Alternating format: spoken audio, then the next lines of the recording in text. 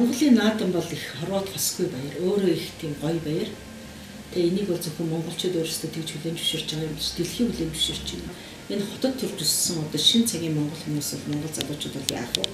Тэгэхээр бол бид нар энэ наадмын үеэр бол энэ Монголынхаа урлаг соёлын, ёс заншлын тийм энэ ах үйтэй холбоотой зүйлүүдийг мэдүүлээ, таниулъя, сурталчлая гэдэг утгаар нь бол энэ соёлын наадмыг хийсэн. Наадамчин олон маань өөрсдөө зөвхөн үзэж харах биш, өөрсдөө энэ баярынхаа нэг хэсэг болоод ингээд оролцох энэ хөтөлбөрүүдийг илүү их бэлдэж өгч байгаа. Нөгөө төгөөр соёл урлагийн их сургуулийн соёлын наадмыг зохион байгуулснараа бас ямар ашиг тустай юм гэхээр бид нар ерөөсөө энэ сургалтанд суурилсан, үр дүнд суурилсан, уран бүтээлд суурилсан сургалтыг явуулж байгаагийнхаа үр дүн бас нэг ёсны бол тайлбарж байгаа. Соёлын наадам бол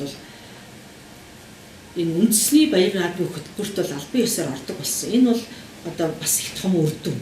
Бид нар жилдээ багаар бодоход 40,000 хүнд, ихээр бодоход 100,000 хүнд бол бид нар бол одоо ингэж үйлчилж ирсэн байх юм. Соёлын наадам бол жилээс жилд хөтөлбөрөөрөө ч оролцох хүмүүсийнхээ ерөнхийдөө бүтэц бүрэлдэхүүнийхээ хувьд ч тэр тэгээд ер нь ирж байгаа зочин гүйчнийхээ хувьд ч тэр улам өргөжинд хэлж байгаа. Энэ бидний бий болгосон соёлын бүтээгдэхүүн бол тогтвортой юуны өмнө нэгдүгээр бол тогтвортой байж, улам шин содон одоо сайхан бүтээлүүдээр баяжиж, улам олон хүмүүст ингэж хүрэх нь л бол манай наадмын зорилго.